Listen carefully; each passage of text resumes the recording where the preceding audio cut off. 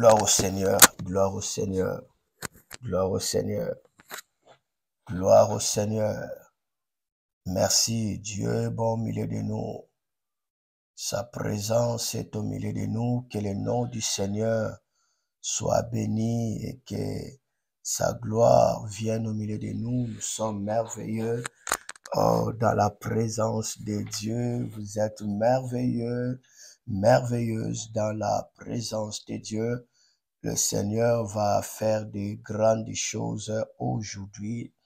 C'est l'école opérée dans le miraculé, une nuit spéciale où nous allons palper la gloire de Dieu. Nous allons expérimenter la puissance de Dieu. Bien sûr, cela n'a pas été annoncé, mais le ciel a préparé de merveilleuses choses pour moi et pour vous. Ceux qui me suivent sur Facebook, soyez bénis. Je vous demanderai de partager massivement et que Dieu puisse vous bénir. Partagez cela, laissez vos commentaires et Dieu va vous bénir. Et ceux qui vont me suivre plus tard sur YouTube, soyez bénis tous de la part de notre Seigneur Jésus-Christ. Alors nous allons entrer dans des séries d'enseignements sur la présence de Dieu, sur la gloire, sur l'onction. Donc le Seigneur va nous faire des choses merveilleuses et nous serons vraiment touchés. Alors aujourd'hui, nous allons commencer un nouvel enseignement sur l'onction, mais nous allons parler beaucoup plus sur l'onction du bon berger. Il y a l'onction du bon berger. Cette onction est si merveilleuse. Lorsque on entre dans cette onction, on voit la gloire de Dieu. L'onction du bon berger. Voilà ce que nous allons partager aujourd'hui. Alors que le nom du Seigneur soit béni, béni, béni, béni encore. Sans plus tarder, nous allons ouvrir nos Bibles. On va étudier sur l'onction du bon berger dans le livre des Psaumes, chapitre 23.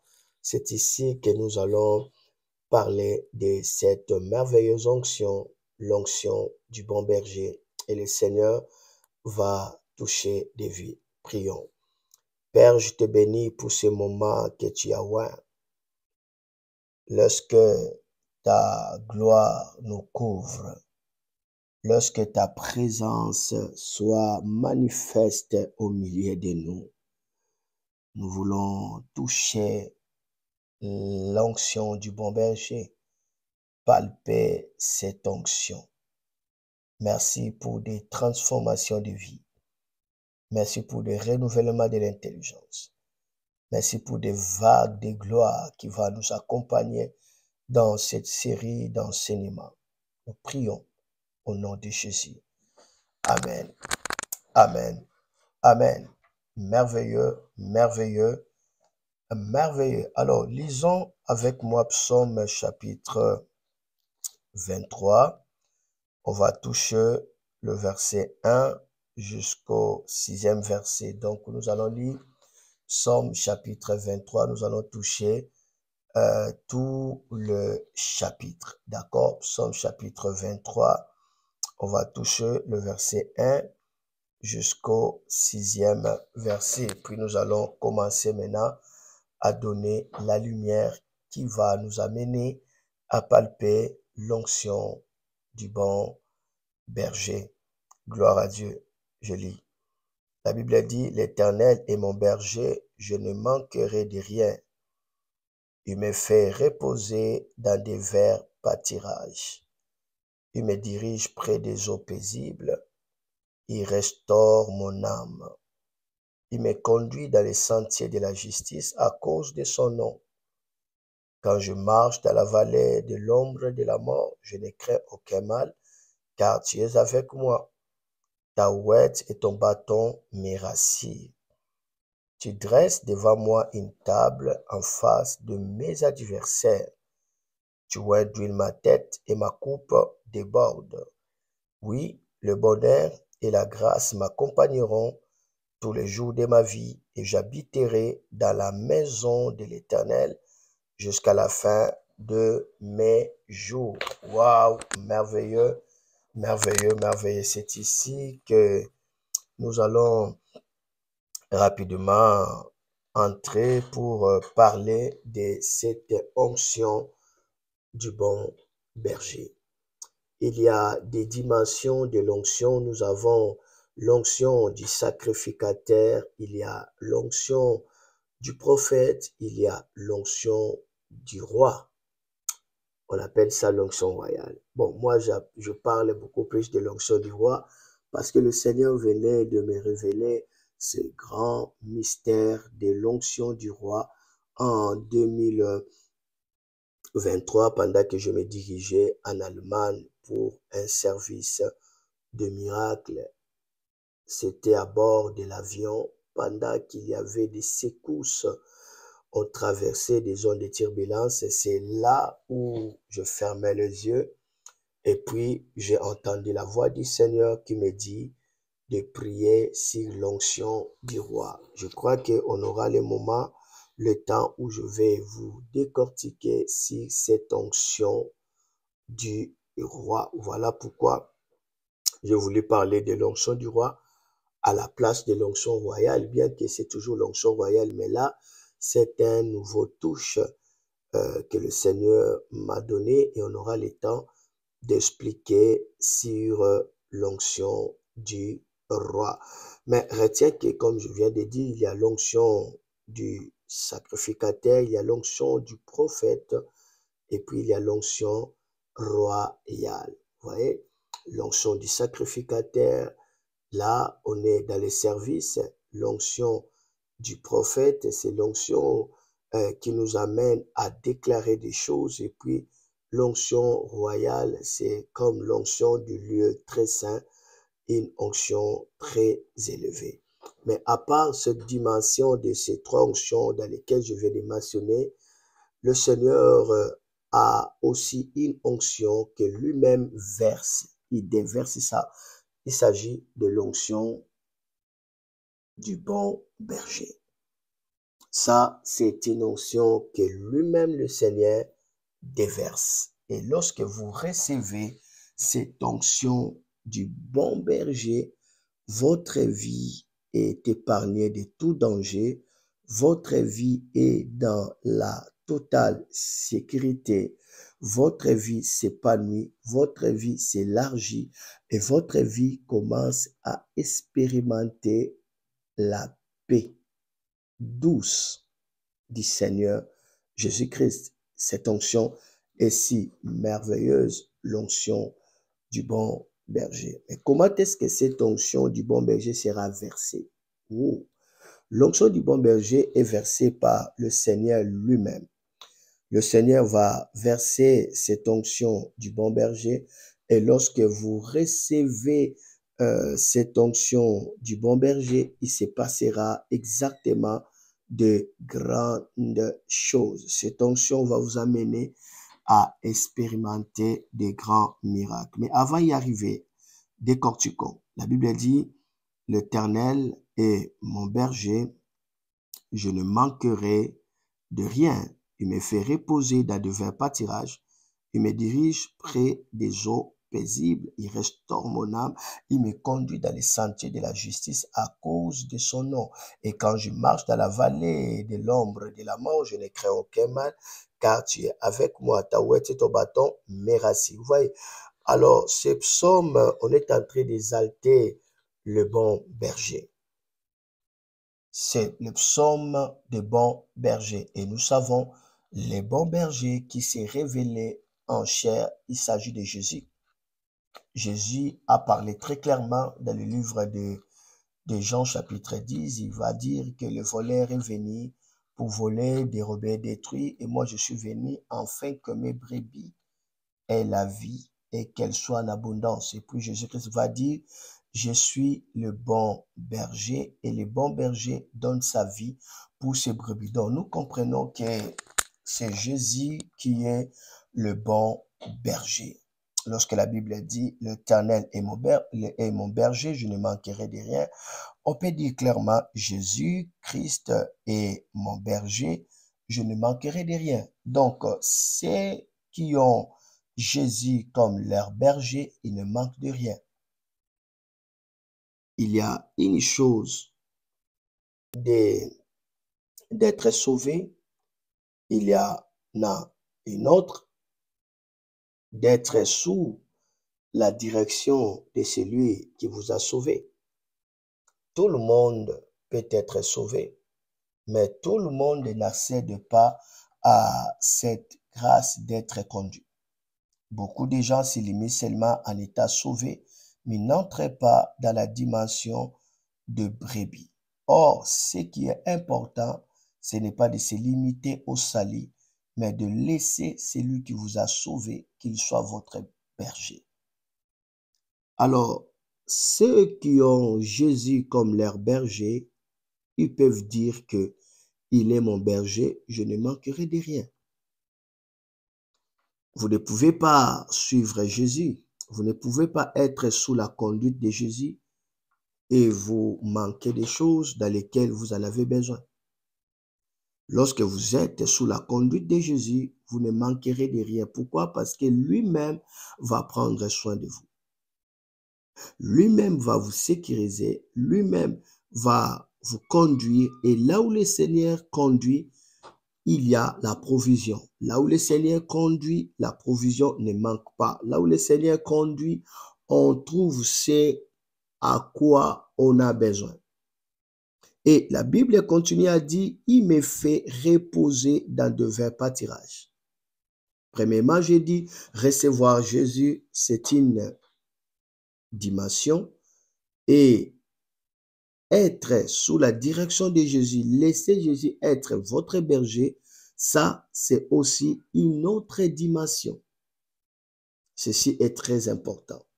Alors, lorsque Jésus est votre berger, directement, il commence à pourvoir à tout votre besoin parce qu'il vous conduit. Et là où il vous conduit, il y a la provision surnaturelle. Et parce qu'il vous conduit, il va vous reposer dans de verts pâtirages. Donc, le Seigneur, en tant que le bon berger, il nous conduit dans des endroits sûrs.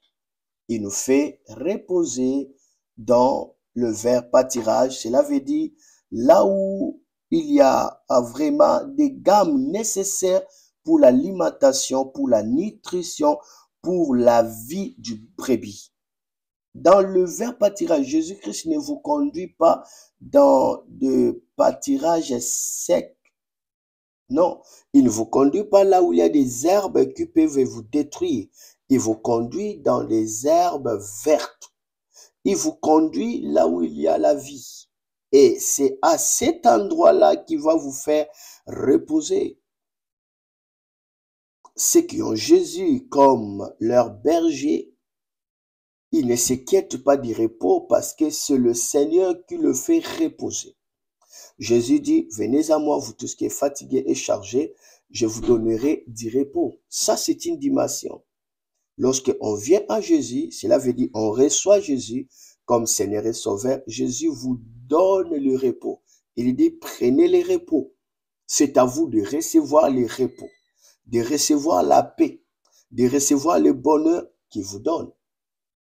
Mais lorsque Jésus est votre berger, il ne vous donne pas le repos. Lui-même vous prend et puis il vous repose. Il y a la dimension entre donner le repos et faire reposer. Quand Jésus vous fait reposer, cela veut dire lui-même vous amène dans le repos.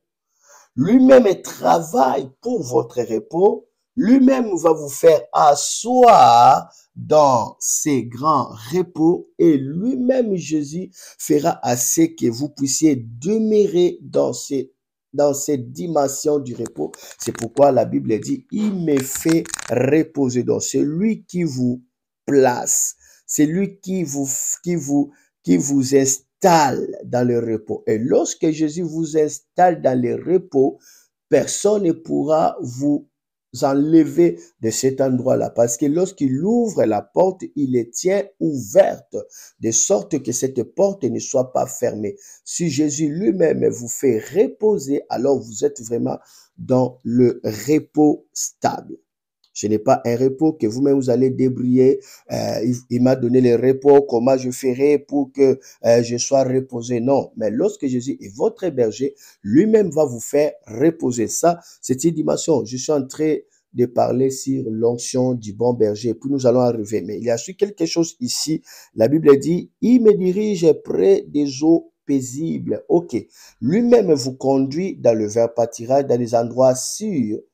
Il vous fait reposer. Il vous amène dans les repos. Il vous installe dans les repos et il vous fait boire de l'eau paisible. L'eau, c'est la vie. Alors, l'eau agitée, c'est la vie qui est troublante. L'eau agitée, c'est la vie agaçante. L'eau agitée, c'est la vie agitée. Mais lorsque Jésus est votre berger, il va vous faire goûter à la vie de calme, à la vie de la tranquillité, à la vie de la douceur, à la vie de la paix. Il y a un pouvoir dans la vie de la douceur. Il dit, heureux ceux qui sont doux, car ils hériteront la terre. Donc, la douceur amène quelqu'un à hériter la terre, à recevoir en fait la terre. Cela veut dire recevoir la faveur des relations, recevoir la faveur de la nature. Vous voyez, recevoir tout ce dont la terre dispose en meilleur. Alors, lorsque Jésus est votre berger, il va vous faire boire de l'eau tranquille, il va vous faire bénéficier, il va vous faire profiter de la vie douce, la vie paisible, la vie calme, la vie tranquille. C'est cette vie où il y a la puissance de Dieu. Car la Bible dit, c'est par le calme et le silence que sera votre repos. C'est par la tranquillité et la confiance que sera votre force. Vous voyez, la paix, la tranquillité permet à ce que la gloire de Dieu commence à se manifester puissamment. Voilà pourquoi Dieu va dire dans Exode chapitre 14, verset 14, qu'est-ce que Dieu dit? Gardez silence, car moi, votre Dieu, je combattrai pour vous. Ça, c'est une autre dimension qui est si merveilleuse. Il vous fait profiter de l'eau paisible. Cela veut dire l'eau de la vie. Alors, lorsque vous profitez de l'eau de la vie, lui-même fait quoi? Il va restaurer votre âme. Il dit, il est mon berger, je ne manque de rien. Tout ce dont j'ai besoin, je le trouve. Je ne manque de rien. Cela ne veut pas dire que vous avez des millions. Non, je ne manque de rien. Tout ce qu'il a prévu pour moi, il me le donne. Tout ce qu'il a programmé pour moi, il organise et il accomplit. Tout ce dont ma vie en a besoin, il me le donne. Donc, je vis dans la quiétude. Je ne manque de rien. Et puis, lui-même vous amène dans un endroit sûr, dans le vert pâturage. Là, j'expliquais dans l'eau tranquille, j'ai expliqué. Et puis la Bible dit, il restaure mon âme. Il restaure mon âme. Lorsque Jésus est votre berger, il va veiller sur votre âme. C'est lui qui va restaurer votre âme. Lui-même sera le restaurateur de votre âme. L'âme, c'est le siège d'émotions et des sentiments. L'âme, c'est la vie.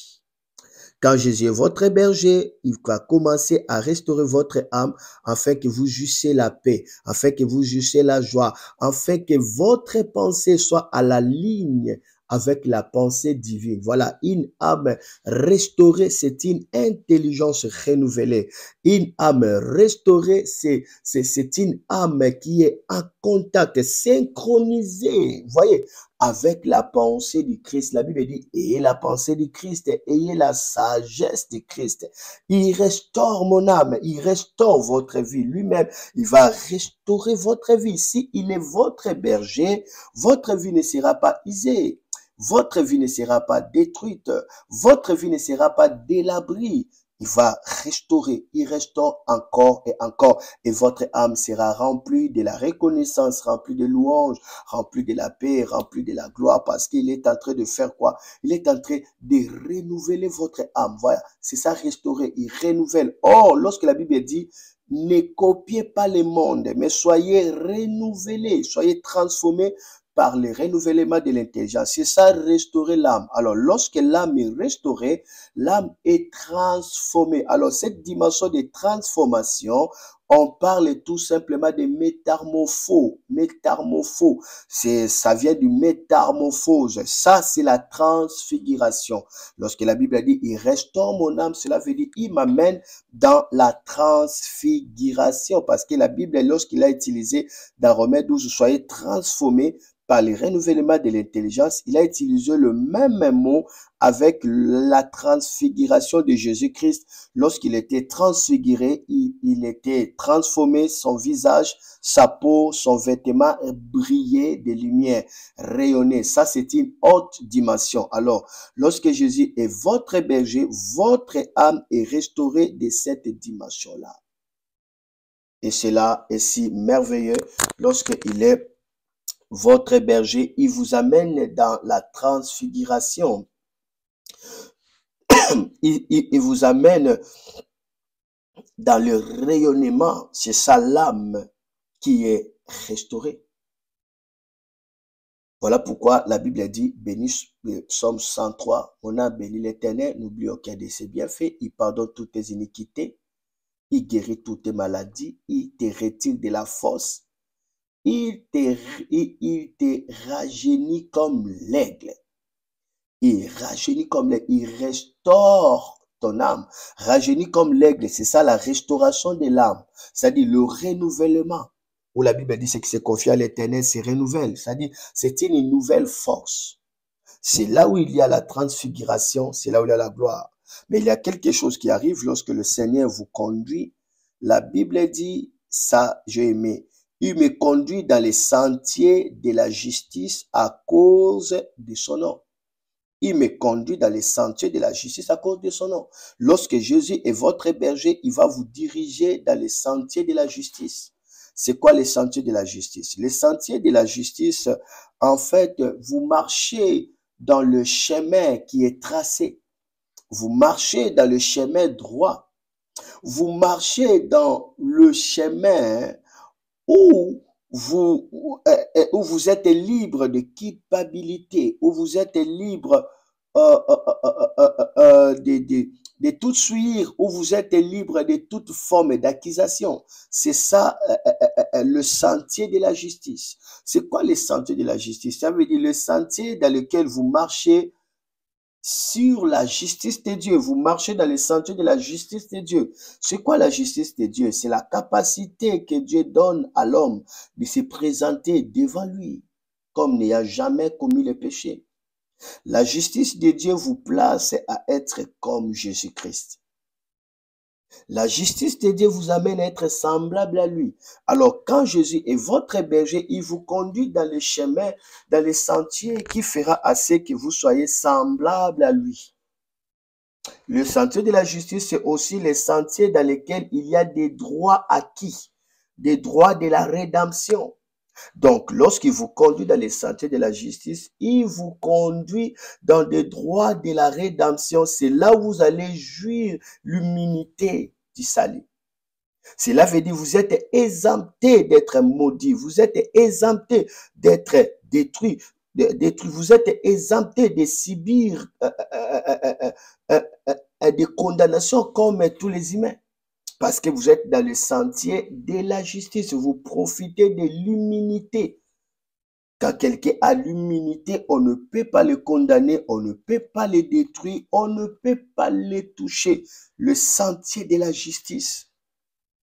Et le sentier de la justice que la Bible parle ici aussi, il s'agit tout simplement des sentiers dans lesquels il y a la félicité de Dieu. Lorsque vous êtes dans ces sentiers, vous entrez dans la félicité de Dieu. Ici, la deuxième dimension du sentier de la justice, c'est en fait la voie par laquelle vous allez passer pour voir le Seigneur de l'autre côté.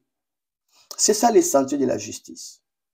Il va vous conduire dans ce sentier-là. Le sentier-là vous permet d'entrer devant la face de Dieu. Lorsque nous lisons Psaume chapitre 16, il y a quelque chose ici. Psaume chapitre 16.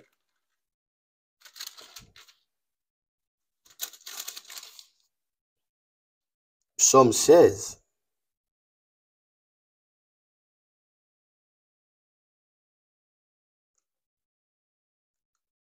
Commençons le verset 8.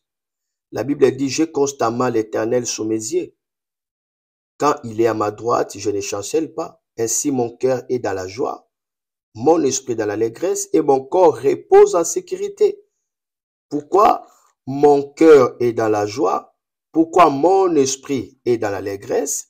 Et pourquoi mon corps doit reposer en sécurité? Pourquoi? 10. Car tu ne livreras pas mon âme au séjour des morts. Tu ne permettras pas que ton bien-aimé voie la corruption. Cela veut dire qu'il périsse pour toujours. Non, mon corps est dans la sécurité. Cela veut dire je suis en sécurité, je suis dans le lieu de repos. Je ne verrai pas la corruption. Je vais ressusciter. Je ne verrai pas la corruption. La corruption aussi s'est passée dans le lieu de tourment. Parce que ceux qui sont dans le lieu de tourment, ils expérimentent la corruption. Dans cette flamme, il pourrit. Il y a des asticots qui sortent de son corps.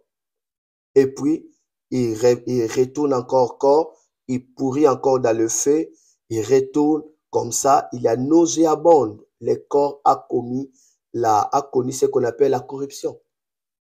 Alors, le corps qui ne connaît pas la corruption, c'est le corps qui a échappé dans le lieu de tourment. C'est le corps qui est maintenant sur la poitrine d'Abraham, le sein d'Abraham. C'est dans le paradis. Ça, c'est le corps qui est échappé en fait à la corruption. Le corps qu'on est en train de parler ici, ce n'est pas le corps physique ici, c'est la tente de Dieu. C'est ce corps-là où Jésus-Christ dit, le corps est plus que le vêtement. Et la vie est plus que la nourriture. Cette vie-là, c'est l'âme qui se repose dans la paix. Et ces corps-là, en fait, c'est ces corps-là de l'âme. Je vais expliquer ça après. Mais retiens ceci. Il y a quelque chose ici, c'est très fort. Très, très fort. Et la Bible dit, tu me feras connaître les sentiers de la vie. Il y a d'abondantes joies devant ta face, des délices éternelles à ta droite. Saisis ceci. La Bible dit, il me conduit dans les sentiers de la justice à cause de son nom. Ou ici, je suis en train de parler des sentiers de la justice. Qu'est-ce que je dis? Je dis ici, première dimension, vous marchez dans la justice de Dieu, vous marchez dans l'humilité de Dieu, vous marchez dans les droits de la rédemption. Vous voyez, vous êtes intouchable. Personne ne peut vous condamner. Vous marchez sans culpabilité. Vous avez le droit de se présenter devant Dieu comme n'ayant jamais commis le péché. Vous êtes comme Jésus. Vous avez la sagesse et la pensée du Christ. Tel qu'il est, tel que vous êtes. Cela, c'est le merveille des sentiers de la justice. Mais il y a la deuxième dimension des sentiers de la justice. Ça, c'est la route qui conduit au paradis. C'est la route qui amène à la félicité. Ça, c'est le sentier de la justice. C'est la route qui amène dans la gloire éternelle, dans la joie, dans le bonheur éternel. Voilà pourquoi ici je parlais de Psaume 16. Tu me conduis au sentier de la justice. Il y a d'abondantes joies devant ta face, des délices éternelles à ta droite. Il dit, mon corps reposera en sécurité. C'est-à-dire, mon corps ne va pas connaître la corruption. Or, avant d'entrer dans le sentier de la justice, vous devez d'abord traverser la vallée de l'ombre de la mort. En traversant la vallée de l'ombre de la mort, c'est la route obligatoire pour entrer dans le sentier de la justice. Lorsque vous êtes dans la vallée de l'ombre de la mort, vous êtes en train de traverser. Du coup, il y aura des chemins qui vont s'ouvrir. Ou soit des tunnels. Une tunnel où il y a la lumière du côté droit, Vous entrez directement dans les sentiers de la justice, dans la lumière. Korabaya. Hey, la Bible dit dans les sentiers de la justice, la lumière est croissante. La lumière ne diminue pas. La lumière est croissante dans les sentiers de la justice. C'est le sentier de la vie. Vous entrez dans ces sentiers-là et puis vous arrivez dans le paradis, dans le lieu de félicité, dans le lieu de repos où l'apôtre Paul dit, je désigne m'en aller pour être avec le Seigneur. C'est là où vous êtes maintenant dans la présence du Seigneur. Voilà pourquoi Psaume 16, il dit, devant sa face, le bonheur ne finit pas. Il y a le délice éternel. Le délice éternel, le mot délice veut dire Edena, Éden. Éden est traduit aussi comme paradiso, paradis. Ça, c'est le merveille de ces sentiers-là. Or, vous ne pouvez pas entrer dans ces sentiers-là si vous ne traversez pas d'abord la vallée de l'ombre de la mort. Vous voyez? Alors, pour arriver à ces sentiers-là, vous devez avoir Jésus comme votre berger. Je vais arriver. Il dit, nous sommes ici. Nous sommes ici. Et puis, je vais toucher juste pendant quelques minutes l'onction du bon berger. Et puis, nous allons revenir dans d'autres séances. Merveilleux. La Bible dit, il me conduit dans les sentiers de la justice à cause de son nom. C'est quoi le merveille des sentiers de la justice? Je viens d'expliquer ici. Vous traversez, quand vous traversez l'ombre de la mort, directement, il vous conduit dans les sentiers de la justice. Une tunnel de paix, une tunnel de la lumière. Vous entrez dans le couloir de la gloire. C'est là où il y a la félicité, là où il y a le bonheur éternel, là où il y a les délices, là où votre corps repose en sécurité, où vous n'êtes pas abandonné dans le tombeau. Votre corps repose en sécurité, où votre corps ne va pas expérimenter la corruption. C'est là, dans le lieu de repos. Voilà pourquoi ici, David commence à dire, il me conduit dans les sentiers de la justice à cause de son nom. Directement, 4, il dit quoi? Quand je marche dans la vallée de l'ombre de la mort, je ne crains aucun mal, car tu es avec moi, ta ouette et ton bâton me rassurent. Karabosha. Vous voyez? Il dit, parce qu'il me conduit dans les sentiers de la justice, dans ces couloirs-là qui amènent dans la félicité, dans le délice, dans le lieu de repos, parce qu'il me conduit là, je sais là où il me conduit, même si je traverse la vallée de l'ombre de la mort, même si je suis dans cette tunnel de la mort, je n'ai pas peur parce que je sais là où il me conduit. Il me conduit dans le chemin droit, il me conduit dans des côtés droits, il me conduira, il me conduit dans la tunnel de la lumière, il me conduit dans les sentiers de la justice, là, mon corps reposera en sécurité. Je ne verrai pas la destruction, la pourriture. Je ne connaîtrai pas la corruption. Alors, lorsque la Bible dit, quand je traverse la vallée de l'ombre de la mort, je ne crains aucun mal. Pourquoi on a utilisé quand? Le verset 3, on dit, il me conduit. Maintenant, ici, quand, cela veut dire, il y a un moment, il y a un temps pour tout homme, il va traverser la vallée de l'ombre de la mort. J'ai utilisé des dimensions. Première dimension, lorsque je parlais, il restaure mon âme, j'ai parlé des dimensions. J'ai expliqué ce quoi restaurer l'âme, renouveler l'intelligence, ce quoi restaurer l'âme, garder l'âme toujours en bonne santé, dans la pensée du Christ. Et j'ai utilisé la deuxième dimension de restaurer l'âme, c'est entrer dans la transfiguration, atteindre le niveau de la gloire qui va faire briller toute ta vie, comme Jésus-Christ sur le mont Tabor, qu'on appelle la montagne de transfiguration. J'ai utilisé deux dimensions. Ici, lorsque la Bible dit, maintenant, quand je marche dans la vallée de l'ombre de la mort, je ne crains aucun mal. Je dis pourquoi on a utilisé quand ici, il y a deux dimensions ici. Première dimension, c'est lorsque quelqu'un traverse la mort physique. Il devait mourir, il a fait l'accident, on l'a empoisonné, on l'a tiré, on l'a tendu des pièges. Tout cela, ça c'est la première dimension, le premier niveau. Où il y a des pièges, il y a des tentations, il y a des moments où la personne peut traverser cette vallée. L'empoisonnement, la souffrance, tu t'échappes à un danger. Ici, c'est-à-dire, tu as frôlé, tu as traversé cette vallée et le Seigneur t'a fait sortir de cette situation qui était désastreuse. Il t'a fait sortir des comas, il t'a fait sortir de l'empoisonnement, il t'a fait sortir des complots de l'ennemi. Vous voyez, il t'a fait sortir d'une maladie qui devait t'amener à la mort. Il t'a fait sortir de ce complot qui devait te tuer. Il t'a fait sortir de ces situations qui allaient détruire ton cœur, allaient détruire ton poumon, allaient détruire ton corps. Vous voyez, il t'a fait sortir de cette crise, il t'a fait sortir de cette agonie, il t'a fait sortir. Ça c'est le premier niveau. Mais ce qui est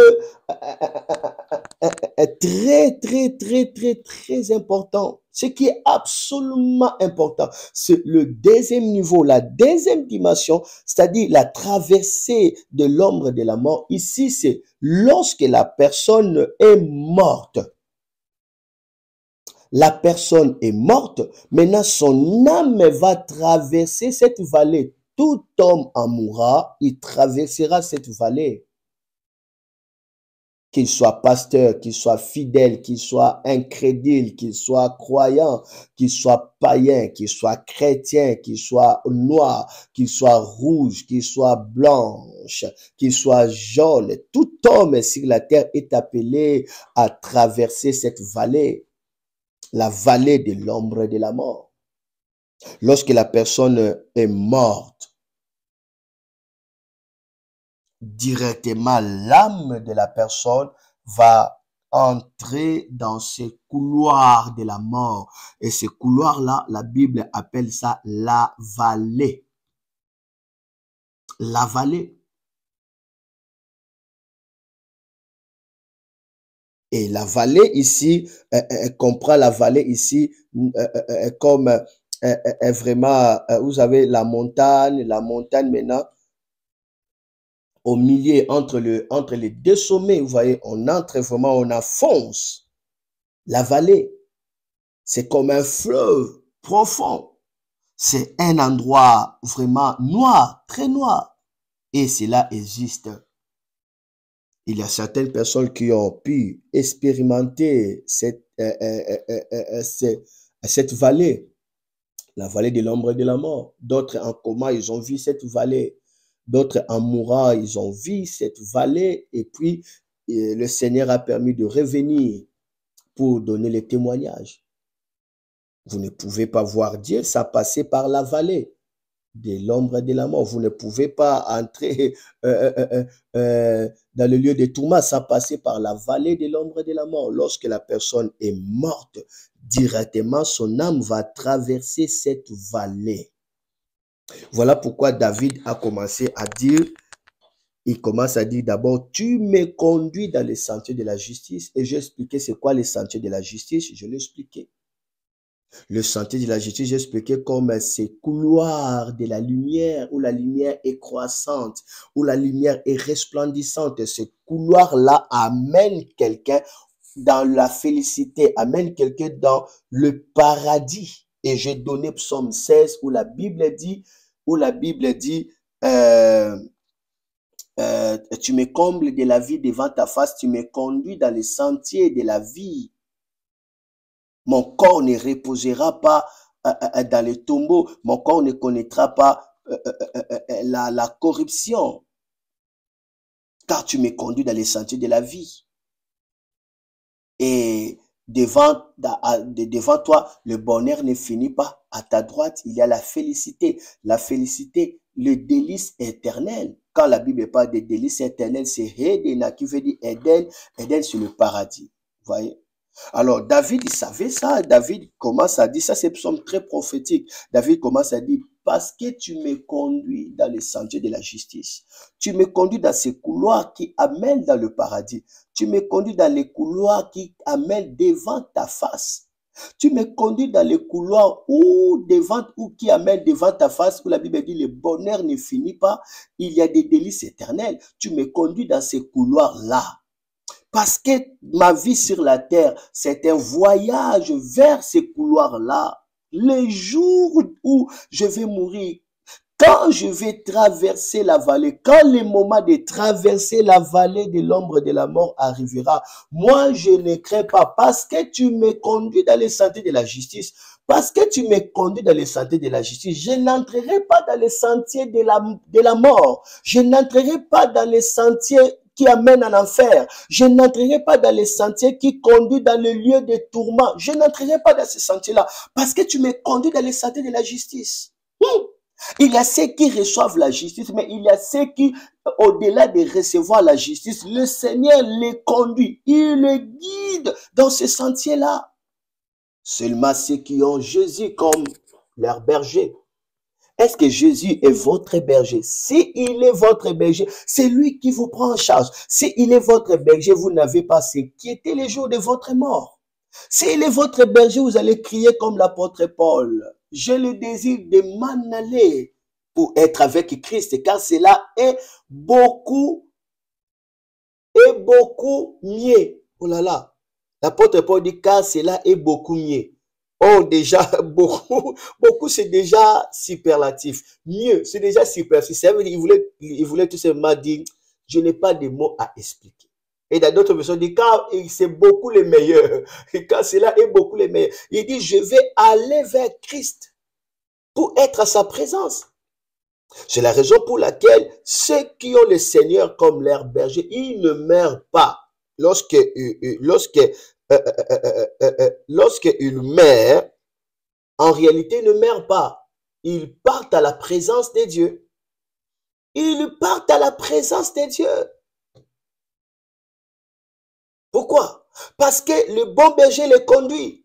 Psaume 16, tu me conduis dans les sentiers de la justice. À cause de ton nom, devant ta face, le bonheur ne finit pas. Mon corps reposera dans la sécurité.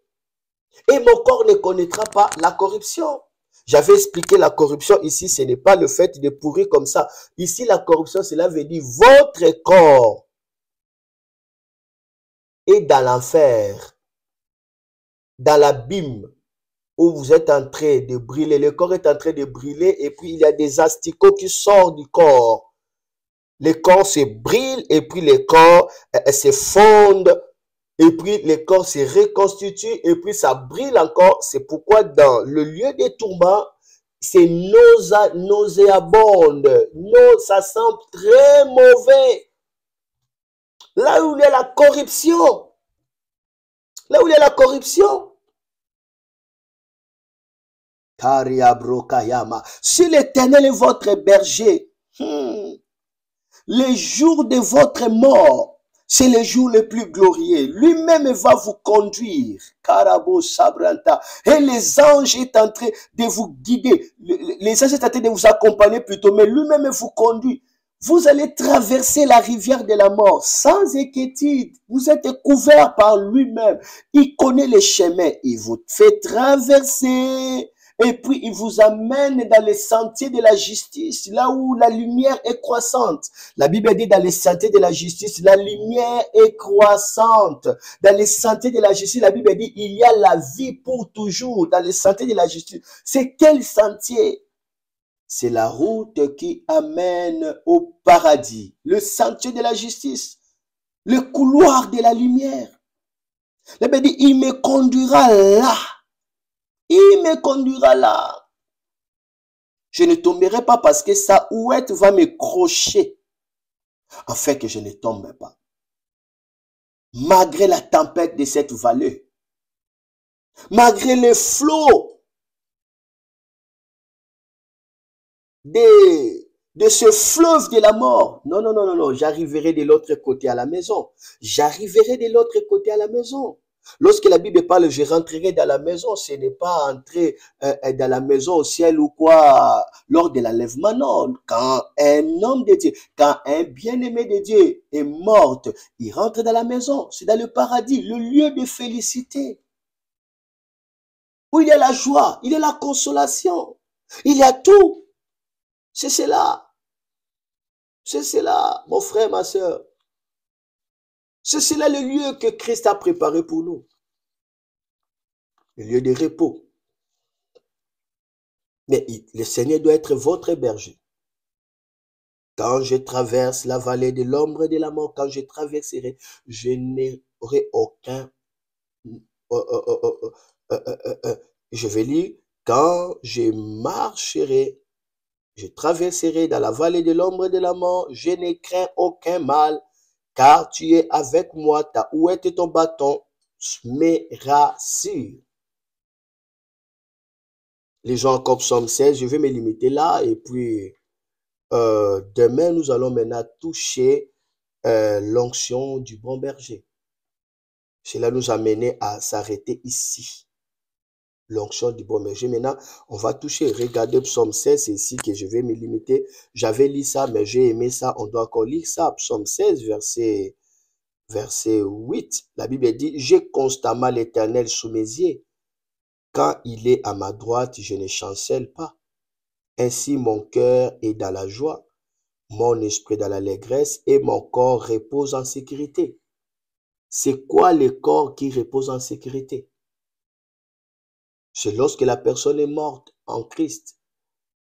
Et lorsque la personne est dans le chemin de la justice, le Seigneur, le bon berger le conduit dans ses chemins, son corps repose en sécurité. En sécurité. Je vous ai dit, ce n'est pas ce corps ici, parce que ce corps ici ne peut pas reposer, parce que ça va devenir poussière. C'est le corps de l'âme. C'est cela qui va reposer, c'est sa tente qui va reposer en sécurité. Parce que Dieu fera assez que l'âme puisse avoir les souvenirs et que l'âme sente vraiment la souffrance. Maintenant, pour que l'âme sente la souffrance, l'âme doit avoir un corps pour sentir la souffrance. Jésus a parlé clairement dans Luc 16, Jésus a parlé sur l'histoire des mauvais riches, le méchant riche et le pauvre Lazare. La Bible dit que le pauvre Lazare était là dans le tourment. On n'a pas parlé de l'enfer, mais dans le lieu de tourment. Il dit, je souffre cruellement, j'ai besoin de l'eau. C'est-à-dire, il y a un corps qui permet de souffrir. Et Lazare, la Bible dit, il était dans la joie, il était consolé, il était dans la tranquillité. C'est-à-dire, un corps qui permet de jouir. Ce corps-là permet de jouir. Ce corps-là, en fait, c'est le corps de l'âme, attaché dans l'âme. Voilà pourquoi Jésus va parler de ces corps-là. Il dit, il vous serait avantageux d'entrer au ciel, au paradis, avec un œil, avec un bras, soit un pied, que de perdre tout votre corps dans le lieu des tourments. C'est quel corps qui entrera au paradis? Un œil, un pied, un œil, un bras, tout ça. Jésus parlait de quel corps? Lorsqu'il dit, si ton œil te pousse au péché, enlève ça. Il te serait mieux même d'aller au paradis avec un œil que d'aller dans le lieu de tourment avec tous les yeux là dans la souffrance. Il s'agit de quel corps? Où Jésus-Christ va dire, vous ne savez pas que la vie est plus que la nourriture. Il s'agit de quelle vie? Et puis il dit, le corps est plus que le vêtement. Il s'agit de quel corps qui est plus que le vêtement? C'est le corps là qui est attaché dans l'âme. Ou ici la Bible dit, le corps là va reposer comment? Dans la sécurité. Il dit, ainsi Psaume 16, 9, ainsi mon cœur est dans la joie et mon esprit dans l'allégresse et mon corps repose en sécurité. Et puis il dit, car tu ne livreras pas mon âme au séjour des morts. Lorsque votre âme est livrée au séjour des morts, donc votre corps n'est pas en sécurité, votre corps ne se repose pas, votre corps entre dans le tourment. Parce que votre âme est livrée au séjour des morts. Le séjour des morts ici, en fait, c'est là le lieu de repos, le lieu de tourment. Et puis la Bible va continuer. Et la Bible dit, tu ne permettras pas que ton bien-aimé voie la corruption. Il s'agit de quelle corruption ici? Où la Bible dit, le corps de Jésus ne connaîtra pas la corruption. C'est quelle corruption?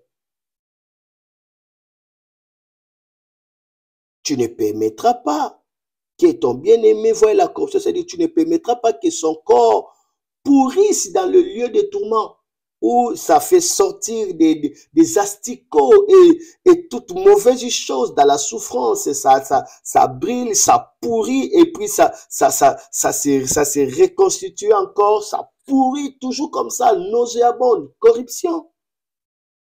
Et puis, la Bible va nous dire clairement, le verset 11, psaume 16, 11, tu me feras connaître les sentiers de la vie. C'est quoi les sentiers de la vie? Il me conduit dans les sentiers de la justice. C'est ça les sentiers de la justice.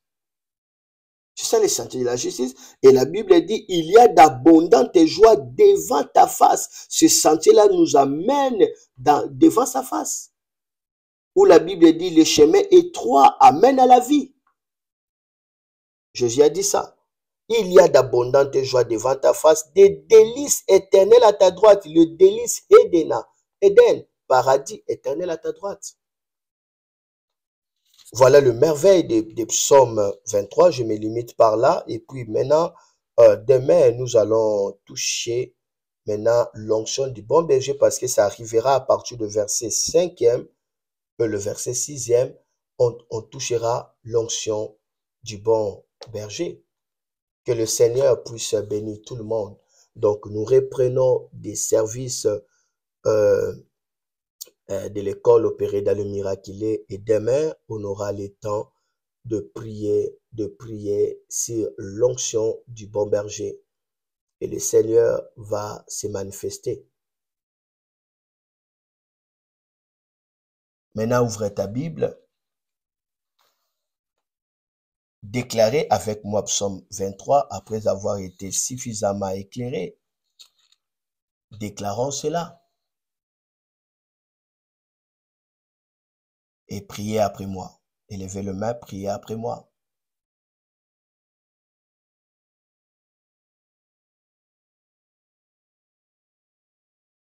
Jésus-Christ est mon berger. Je ne manquerai de rien. Il me fait reposer dans de verts pâturages. Il me dirige près des eaux paisibles. Il restaure mon âme. Il me conduit dans les sentiers de la justice à cause de son nom. Quand je marche dans la vallée de l'ombre de la mort, je ne crains aucun mal, car tu es avec moi. Ta ouette et ton bâton me rassurent. On se limite aujourd'hui par là. Père, merci de nous avoir révélé le merveille du bon berger. Oh précieux Jésus, merci car tu es le bon berger. Parce que tu es le bon berger, je ne manquerai de rien. J'ai tout ce dont j'ai besoin. Et tout ce dont j'ai besoin se trouve dans le programme que tu as établi pour moi dans le livre de la vie. Et tout ce que tu as prévu pour moi, ça s'accomplit sans préavis. Tu m'amènes dans des endroits sûrs. dans le vert pâturage et dans les eaux de paix, dans les eaux de tranquillité. Tu me fais boire à la vie tranquille. Tu me fais boire à la vie douce, à la vie paisible, à la vie calme.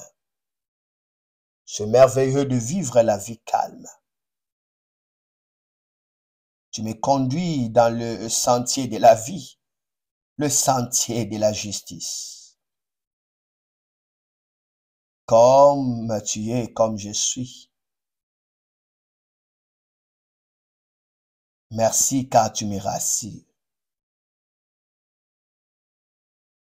Que ta présence soit sur ton peuple, que ceux qui sont malades, qu'ils soient guéris au nom de Jésus. Amen. À partir de demain, nous allons commencer de grands services de prière, de miracles, de puissance et de l'impartation. Prenons rendez-vous, c'est samedi déjà à partir de 12 heures. Nous serons à Facebook et puis nous serons sur YouTube. Je sens la présence de Dieu et le Seigneur va faire des choses glorieuses. Que Dieu vous bénisse. Partagez ces lives et que Dieu soit avec vous. Amen.